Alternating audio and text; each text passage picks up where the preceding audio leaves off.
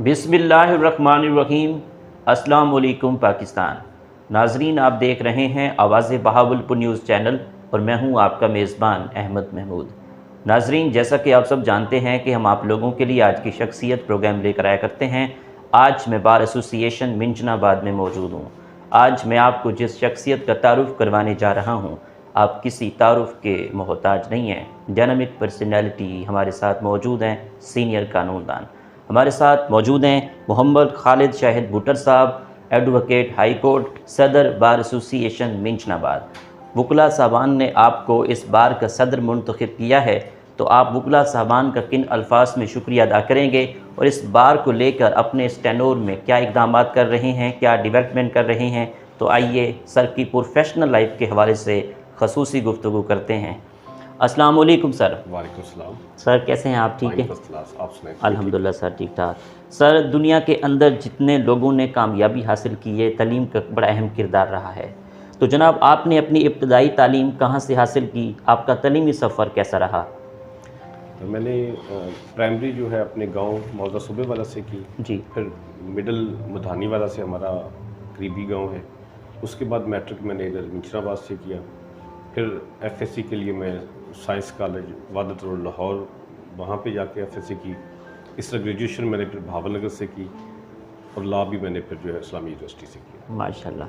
अच्छा जनाब, ये वकील बनने का शौक़ कैसे पैदा हुआ? आपको खुद शौक़ था या आपके वालिद साहब ने कहा कि आपने एडवोकेट बनना है? हाँ, इसमें ये था कि मेरे अंकल हैं, मेरे हाजी मोहम्मद सलीम चूटिया साहब सीनियर बार मेंबर हैं जी सर। मिंजनाबाद बार एसोसिएशन के। तो मैंने उनसे इंस्पायरेशन गेन की कि अच्छा। मुझे वकील बनना चाहिए। ठीक। माशाल्लाह, आप इस बार के सदर हैं और सीनियर वकील भी हैं आप। तो एक अच्छे वकील में क्या खसूसियात होनी चाहिए, इस बारे में क्या कहना चाहेंगे आप? जहाँ तक मेरा एक्सपीरियंस है तो मैं कहता हूँ कि एक ही चीज़ है अच्छे वकील बनने के लिए, कि मेहनत, मेहनत और मेहनत। इसके अलावा और कोई थर्ड ऑप्शन या सेकंड ऑप्शन नहीं है। आप एफर्ट जितनी पुट करेंगे, जितनी आप स्टडी करेंगे, जितनी आप अपनी केसेस के साथ कमिटमेंट शो करेंगे, उतनी ही आपको अल्लाह ताला की ज़ात जो है वो सक्सेस देगी। ठीक। सर, एक वकील को केस की तैयारी किस तरह करनी चाहिए?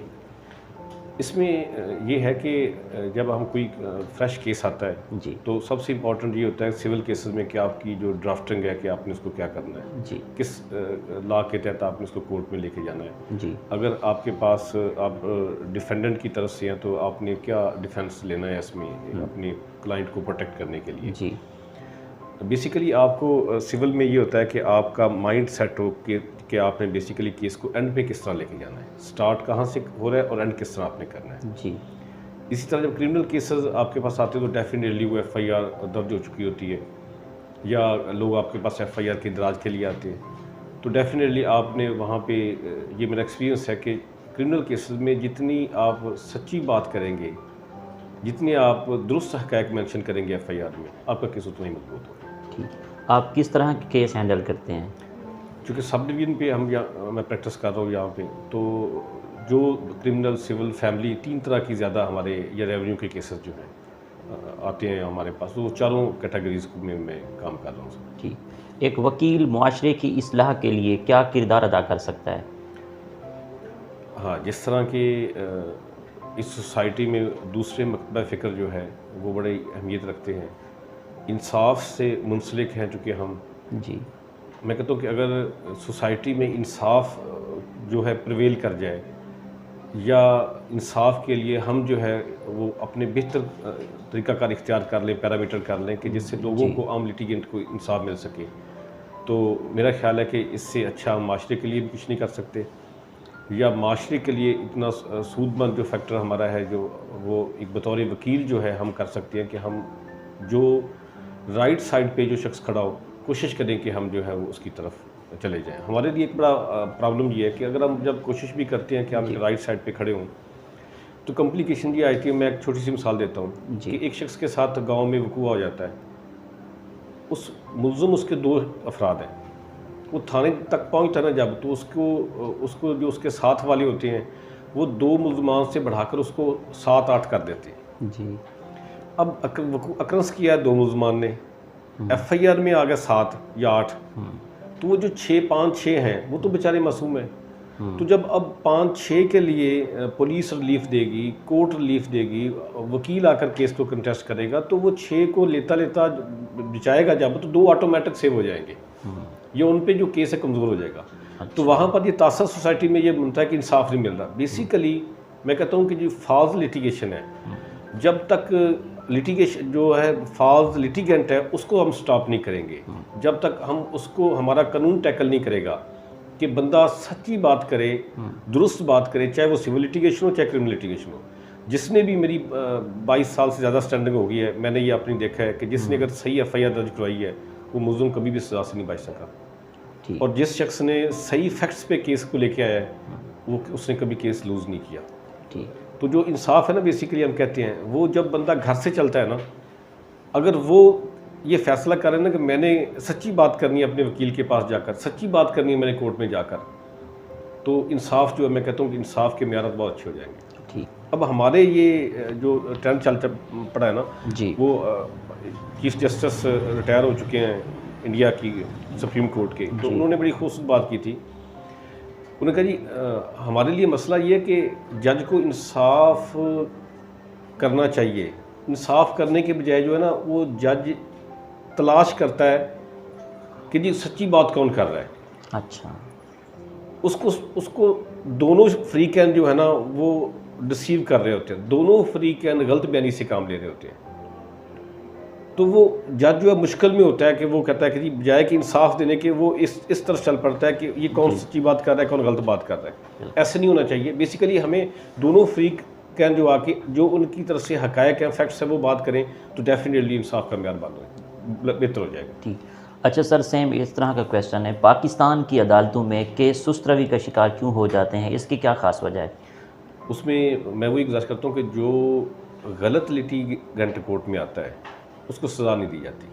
अच्छा, एक गलत दावा दायर कर देता है, वो 20 साल तक अपने दूसरे फ्री को तंग करता रहता है, 20 साल बाद कोर्ट कह देती है कि तुम झूठे हो, घर में तुम्हारा केस नहीं बनता। अच्छा। तो जो 20 साल बाद दूसरा फ्री का जिसके हक में 3-4 कोर्ट्स कहती हैं कि तुम सच्चे हो, तो उससे सच्चाई का सर्टिफिकेट लेकर बेचारा अपनी आधी से ज़्यादा जायदाद खर्च करके घर बैठ जाता है। तो उस जो गलत करने वाला है उसको पेनलाइज नहीं किया जाता। एक इसी तरह क्रिमिनल केसेस में है जी। तो जब तक ये इसको नहीं किया जाएगा, इस सिस्टम को चेक नहीं किया जाएगा, उस वक्त तक जो है ना हम नहीं कह सकते कि हमारे सिस्टम में इस्लाह के पहलू ज़्यादा रोशन हैं। ठीक। सर, पाकिस्तान में इंसाफ की फराहमी को बेहतर करने के लिए एज अ कानूनदान आपकी क्या तजवीज़ है? उसमें मेरी यही गुजारिश थी कि एक तो हमारा जो सिस्टम है ना, हमारी चेन में 4 स्टेप बनते हैं इंसाफ लेने के लिए। सिविल कोर्ट जी, उसके बाद सेशन कोर्ट्स, उसके बाद हाई कोर्ट और उसके बाद जो सुप्रीम कोर्ट जी। अगर हम थोड़ा सा रेवेन्यू स्टेप पे देख लें तो वो 4 स्टेप से वो 8 स्टेप बन जाते हैं। अच्छा। अब ला ये कहता है कि आप रेवेन्यू कोर्ट में चले गए अगर, तो पहले आप फर्स्ट स्टेप में जाएंगे रेवेन्यू कोर्ट के, फिर उसके अपलेट कोर्ट में जाएंगे, फिर नज़रसानी रिव्यू में जाएंगे आप, फिर वहाँ से होके 3-4 स्टेप बोर्ड ऑफ रेवेन्यू तक आप स्टेप लेंगे, फिर आप आके सीनियर सिविल जज साहब के पास दावा दायर कर देंगे, फिर एक चेन शुरू हो जाएगी। यानी कि वो जो हमारे चेन है ना, जितने इंसाफ करने वाले स्टेप हैं उनमें से भी कमी करनी चाहिए। एक तो ये है कि जहाँ पे 4 है उसको 3 कर दें। अच्छा, ताकि लोगों को कम से कम एक स्टेप से इंसाफ मिले दूसरे स्टेप में, और फिर जो है वो जो ड्यूरेशन में किया जाए ना, तय किया जाए, तो उसके बाद सख्ती से अमल किया जाए। और उसके लिए मैं कहता हूँ जल्द बर वक्त इंसाफ के लिए जो है हम कहते हैं ना कि ई कोर्ट्स का क्याम जो है ये बड़ा ज़रूरी है कि अब हमें अपने माइंड को चेंज करना चाहिए कि ये जो जिस तरह कि हम कहते हैं कि एविडेंस रिकॉर्ड होते होते इसमें लग जाता है, सालों साल लग जाते हैं, तो उसको फैसिलिटेट करना चाहिए। कोर्ट्स आ रही हैं इस तरफ कि एक विटनेस इस्लामाबाद बैठा, कराची बैठा, तो उसको यहाँ पे आने की ज़रूरत नहीं है, ऑनलाइन लिए उसकी एविडेंस रिकॉर्ड कर लें। तो उसने वही बात करनी है ना जो इस्लामाबाद बैठे ने करनी है, वही करनी, वही जाकर कोर्ट में करनी है। तो इस तरह जो दायरी का प्रोसेस है इसको भी थोड़ा सा बेहतर करना पड़ेगा। इस प्रोसेस को एक सूट दायर हो रहा है, फिर उसका जो जवाब दावा आ रहा है, फिर उस प्रोसेस को उसके डॉक्यूमेंट अटैच हो रहे हैं, तो इसको थोड़ा सा एक ऑर्गेनाइज सिस्टम में एक लाना पड़ेगा, तो फिर सिस्टम काफ़ी बेहतर हो जाएगा। ठीक। सर, हाई कोर्ट और सुप्रीम कोर्ट के जजेस की तैनाती का जो तरीक़ाकार है वो किस तरह होना चाहिए? एज अ कानूनदान आपकी क्या तजवीज़ है? इसमें ये है कि ये आपने एक ऐसी बात की है कि मैं समझता हूँ कि जहाँ तक इसमें रिफॉर्म्स की ज़रूरत है। ख़ास तौर पर जो जिस तरह लोअर जुडिशरी में आए दिन जो है ना उस प्रोसेस को सख्त कर दिया जाता है या किया जा रहा है, ये अच्छी बात है। ये बुरी बात नहीं है कि स्क्रूटनी हो के वो ही सिविल जज या एडिशनल सेशन जज से बनाएं जो कि हम ये कह सकते हैं कि जो एलिजिबल है। लेकिन अनफॉर्चुनेटली हायर जुडिशरी के लिए उतना ही जो म्यार है वो फ्लेक्सिबल है, यानी कि आपके लिए वहाँ पर उतने चेक एंड बैलेंस नहीं है जितने के लोअर जुडिशरी के लिए। तो वहाँ पर पैरामीटर इख्तियार ज़रूर करने चाहिए कि जो वकील आ रहा है उसको आप डायरेक्ट आ रहे हैं उसमें एलिवेट कर रहे हैं, तो उसकी जो एक प्रोफेशनल जो उसकी इंटीग्रिटी है या उसकी कैरियर है, उसके जो जजमेंट्स उसके हवाले से जो उसने असिस्ट किया कोर्ट्स को जी, उस ट्रैक रिकॉर्ड को ज़रूर मद्देनज़र रखना चाहिए ताकि उसकी प्रोफेशनल एबिलिटी सामने आ सके। और सेकेंडली जो है उसमें जो इम्पोर्टेंस चीज़ जो है वो ये है कि जो एलिवेशन का फार्मूला है 40-60 का जो अमूमन डिस्कस किया जाता है वर्बली, तो उस पर भी इम्प्लीमेंट नहीं होता कि सेशन जज साहबान से भी ज़्यादा जो है ना वो जो जजेस वो ऊपर एलिवेट होने चाहिए ताकि एक जो सिस्टम के तहत ऊपर जो जा रहे होते हैं उनके लिए भी स्पेस होनी चाहिए। और जो डायरेक्ट इंडक्शन है उसमें स्क्रूटनी या एक तरीकाकार को ज़्यादा बेहतर इन्फ्लुएंस जो है पॉलिटिकल पार्टीज़ का या जो चैम्बर्स का, बड़े चैम्बर्स का, वो कम होना चाहिए इस मामले में। ठीक। हमारी ज़िंदगी में रूल ऑफ लॉ की क्या अहमियत है? अगर हम रूल ऑफ लॉ को एक लम्हे के लिए ये सोचें कि रूल ऑफ लॉ नहीं है तो शायद ये एक माशरा यकदम एक जंगल के कानून बन जाए, जंगल की बन जाए कि जो ताकतवर जहाँ पे बैठा हुआ है वो दूसरे को खा जाए इसमें, और सोसाइटी टोटल डिसबैलेंस हो जाए। और इसकी मिसाल हमें मिलती है कि जिन जिन मुल्कों में हंगामी हालात होते हैं, लॉ को जो रूल्स को सस्पेंड कर दिया जाता है, या जहाँ पे हम देखते हैं जिन मुल्कों में लड़ाई शुरू हो जाती है तो देखिए वहाँ पे कोई लॉ नहीं होता, वहाँ पे जो ताकतवर होता है वो अपनी मर्ज़ी कर रहा होता है। तो जब यही एक जो सोसाइटी है नॉर्मल, वो अपने आप को रूल्स रेगुलेशन का पाबंद करती है, जो सोसाइटी नहीं करती वो बिखर जाती है। यही हम पाकिस्तान में रहते हैं, जब हम इधर होते हैं अपनी मर्ज़ी करते हैं, रोड पे भी, बाज़ारों में भी, मार्केट में भी जाते हैं, हम में से कोई दोस्त बहन किसी दूसरी कंट्री में जाता है, वो आइसक्रीम भी वहाँ पे लेता है तो लाइन में खड़ा होकर लेता है। और यहाँ पे हम जहाँ पे किसी को जहाँ पे भी जाएं हम अपनी तौहीन समझते हैं कि हमने लाइन में लग के कोई चीज़ काम नहीं करनी। ये बेसिकली चीज़ें जो है ना सोसाइटी के लिए ज़्यादा डेंजरस, ख़तरनाक है कि रूल्स ऑफ लॉ को जब हम अपने आप पे अप्लाई नहीं करेंगे मसाइल बढ़ेंगे। ठीक। सर, वकला साहबान ने आपको सदर मुंतखब की है बार एसोसिएशन बिंचनाबाद का, वकला साहबान का किन अल्फाज में शुक्रिया अदा करेंगे? देखिए, मैं तो जब भी हमारी जनरल बॉडी की मीटिंग होती है जी, तो मैं तो सबसे पहले बात यही से स्टार्ट करता हूँ कि ये आपकी मोहब्बत है, शफ़क़त है मेरे मौजूद बार मेंबरान की, कि उन्होंने मुझ पे ये ट्रस्ट किया और मुझे जो है ये अपॉर्चुनिटी दी कि मैं अपनी बार को अपने दोस्त, अपने भाइयों को सर्व कर सकूँ। ठीक। और मेरा जो ख्याल है, क्योंकि देखिए ना, बंदा खुद जो एफर्ट कर रहा होता तो वो तो समझ रहा होता कि मैं कोशिश बेहतर कर रहा हूँ, लेकिन मैं समझता हूँ कि हमारे जो बार मेंबर हैं, मौजूद बार मेंबर, उनकी जो राय होगी कि क्या हमने अपनी जो 6 माह का अरसा हमें ये कैबिनेट को आई को हो गया है, तो हमने जो अपनी बार की वेलफेयर के लिए जो एफ़र्ट की है, मेरा ख्याल है कि वो सबसे बेहतर ओपिनियन जो है मेरे मौजूद बार मेंबर्स की होगी। मैं खुद कोई बात करूँगा तो मेरा ख्याल है को मुनासिब नहीं। बिल्कुल। अच्छा सर, आपने बतौर सदर इस बार में आप सदर मुंतखब हुए हैं, आपने क्या क्या डेवलपमेंट करवाई है? वकला कॉलोनी के हवाले से मैं हाल ही में देख रहा था, तो आपने बहुत बड़ी अचीवमेंट की है, तो वकला कॉलोनी के हवाले से हमारे नाज़रीन को बताइएगा। अच्छा, इसमें गुजारिश ये थी कि ये सब डिवीज़न लेवल पे ना हमें जो है वो लायर सोसाइटी के लिए जो ना हमेशा कोई अच्छी प्रेसिडेंट नहीं मिलती, हम अगर इर्द गिर्द देखें। ठीक सर। स्पेशली जब हम अपनी बहावलपुर डिवीज़न में देखते हैं ना, तो बहावल नगर की सोसाइटी 2007-8 में आई थिंक वो लॉन्च की गई, अच्छा। लेकिन उसको तकरीबन ये 16-17 साल हो गए हैं, तो वो अभी तक वो गैराबाद पड़ी हुई है। अच्छा। इसी तरह हम बहावलपुर की लायर सोसाइटी को ले रहे हैं, उसका इससे ज़्यादा अरसा गुजर चुका है, लेकिन वो भी फेलियर की तरफ है, उसमें सक्सेस अभी नज़र नहीं आ रही कि वो जल्दी आबाद हो जाए। ठीक सर। तो जब हमने सोसाइटी लॉन्च करने का डिसाइड किया कि हम भी सब डिवीज़न लेवल पे अपने मौजूद बार मेंबरान के लिए हम लेके आ रहे हैं, जी, तो उसके मैंने जो है ना पर्सनली मेरे और मेरे जो जनरल सेक्रेटरी साहब हैं हाफिज़ सलीम बलोच साहब, वो बड़े मेहनती हैं, कॉम्पिटेंट हैं, हाई कोर्ट बहावलपुर में जॉइंट सेक्रेटरी रह चुके हैं, उनका भी विजन बड़ा कंसेप्ट क्लियर है। तो हम दोनों ने डिसाइड किया कि हम पहले जो फेलियर हैं दूसरी सोसाइटीज़ के, जी, उसको ऑब्ज़र्व किया। अच्छा। तो वो जो फेलियर थे कि वो एक शहर से बहुत दूर थी, इस चक्कर में कि जी वकला को कम रेट पे मिल जाए, तो वो आबाद होते होते अभी तक आबाद नहीं हो रही। तो हमने जो कंसल्टेशन दोस्तों से की कि हम शहर के बिल्कुल करीब लेंगे और वो जगह उस जगह पे लेंगे जहाँ पे उसको आबाद होने में या दोस्तों के वहाँ पे शिफ्ट होने में प्रॉब्लम ना हो। तो हमने जो है वो मिंशराबाद शहर के बिल्कुल मुलिका जो है वो डिग्री कॉलेज के साथ हमने वो सोसाइटी के लिए जगह परचेज़ की है।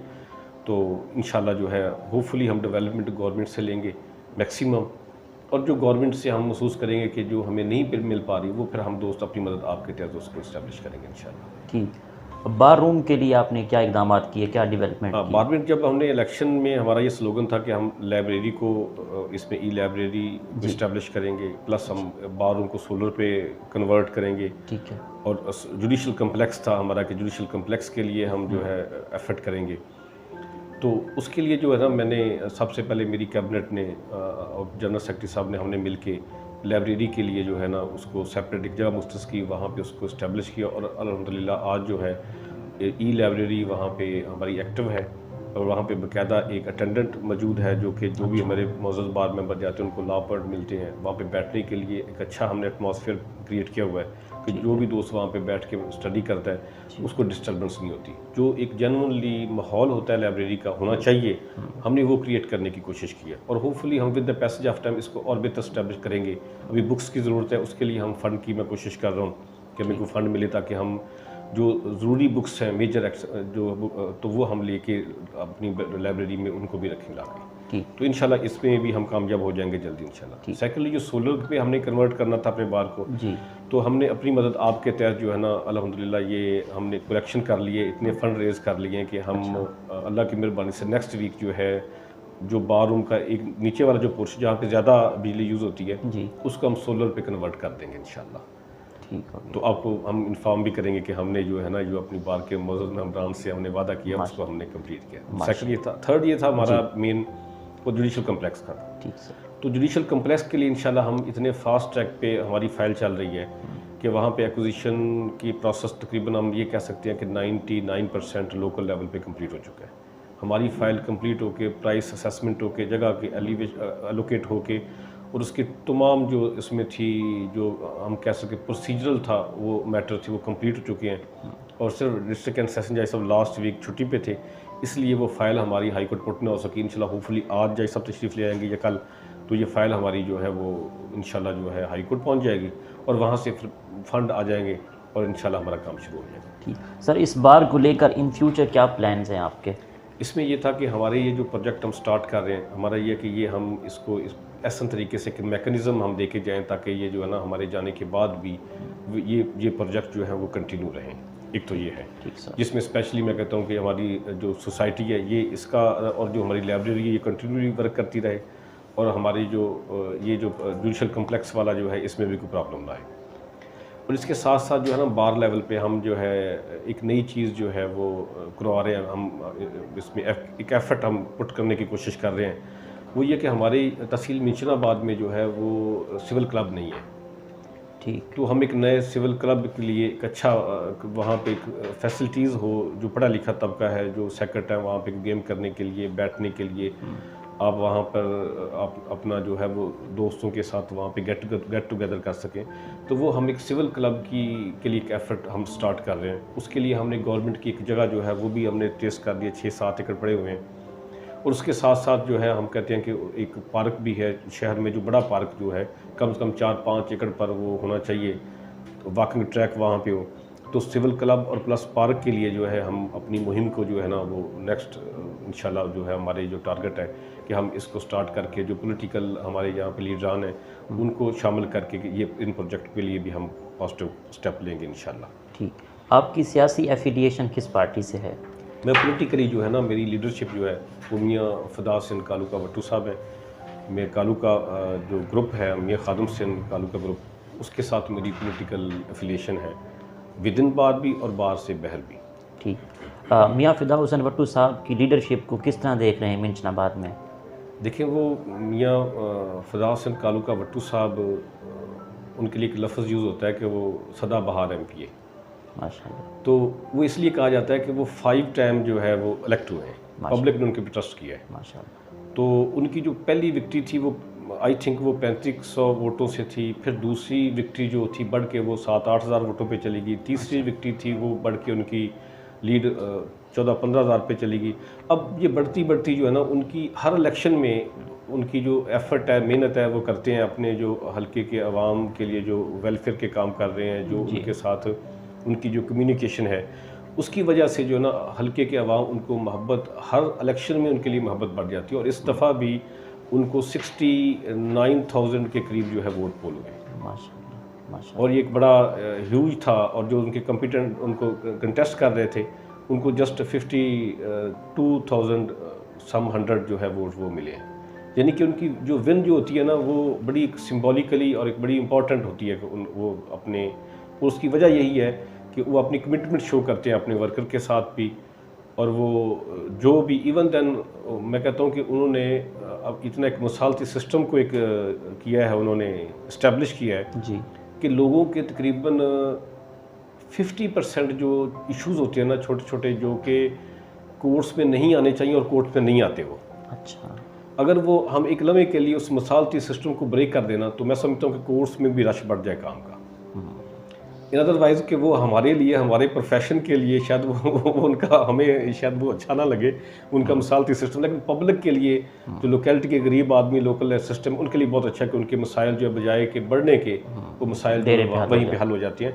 और ये एक खुशहाल बात है, जिस तरह हमारी मुल्की लेवल पर भी ये हो रहा है, अदालतें भी ये कर रही हैं कि मिसालती सिस्टम को आप इस्टेब्लिश करें। बल्कि हाई कोर्ट, हमारी जो लाहौर हाई कोर्ट है, बाकायदा उन्होंने मिसालती कोर्ट्स इस्टेब्लिश किए हैं कि जहाँ पे पार्टी को इनवाइट किया जाता है, कहा जाता है कि भाई आप बैठें, आपका मामला जो है बगैर आप हल करें, देखें कि किस तरह आप अपने ग्रीवेंसेस को आपके दूर हो सकती है, जिसकी जितनी ज़्यादती है उसके खाते में डाल के मामला को हल, परमानेंट हल करके। क्योंकि जो मिसालती सिस्टम है ना, मैं कहता हूँ कि वो किसी भी सोसाइटी की जान है।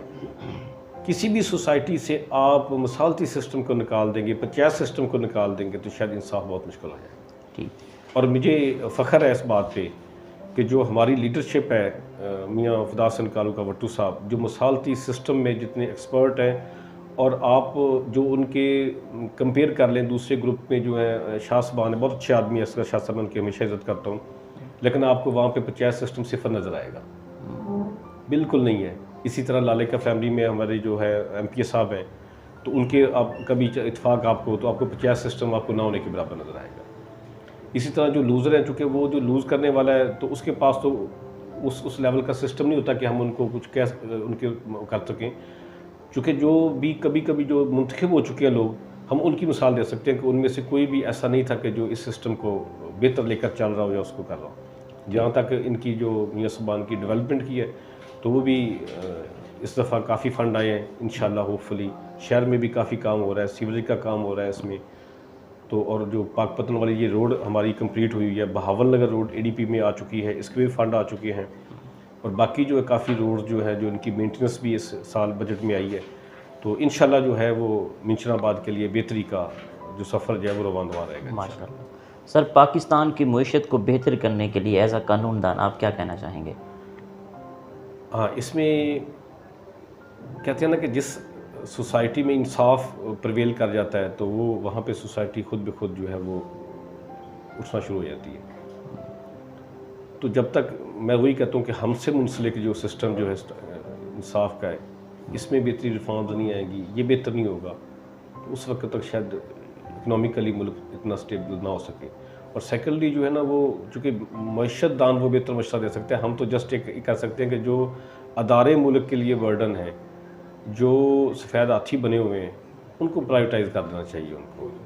उनका बोझ जो है ना वो नहीं उठाना चाहिए स्टेट को, और स्टेट जो है वो वेलफेयर के काम करे। बेसिकली हमें जब तक हम जो सिक्योरिटी स्टेट से वेलफेयर स्टेट की तरफ नहीं आएंगे ना, जब, तो उस वक्त मुल्क तरक्की नहीं कर सकता। अभी तक हमें जो खौफ दिलाया जाता है या तासर पैदा किया जाता है हमारे, कि जी ये मुल्क जो है बड़े ख़तरात में घिरा हुआ है, जी इंडिया हमारा दुश्मन बैठा हुआ है, वो भाई इंडिया को क्या पड़ी है कि वो हमारा करे? वो इतना बड़ी उसकी इकॉनमी है, इतना बड़ा वो आगे जा चुका है, वो चाइना को कम्पीट कर रहा है, अमेरिका को कम्पीट कर रहा है। हम तो उस इकानमी के हुजूम के हवाले से हम तो किसी खाते में नहीं। बांग्लादेश हमसे क्रॉस कर गया उसने अपनी सिमत को। क्या वो जब बांग्लादेश सेपरेट हुआ था, तो उस वक्त उसकी अलहदगी के वक्त इंडियन फ़ौज ने वहाँ पे, हमने तो सरेंडर कर दिया था, हमारी फ़ौज ने तो बांग्लादेश में, मशरक़ी पाकिस्तान में। तो अगर इंडिया ने हमें पाकिस्तान को ख़त्म करना था, जम करना था अपने आप में, तो बांग्लादेश को जम कर लेता। हमने तो वहाँ पे जो 90,000 हमारे फौजी थे, तो उन्होंने तो हथियार फेंक दिए थे, भाई हम ठीक है, जो इंडिया चाहे वो करे। इंडिया ने तो नहीं किया उसको। जब बांग्लादेश जहाँ पे इतना दूर है हमसे, मशरक़ी पाकिस्तान, उसको अपने साथ जम नहीं किया, उसकी सेपरेट उसकी उन्होंने आइडेंटिटी वहाँ पे रही, तो भाई हमें क्यों वो करेंगे?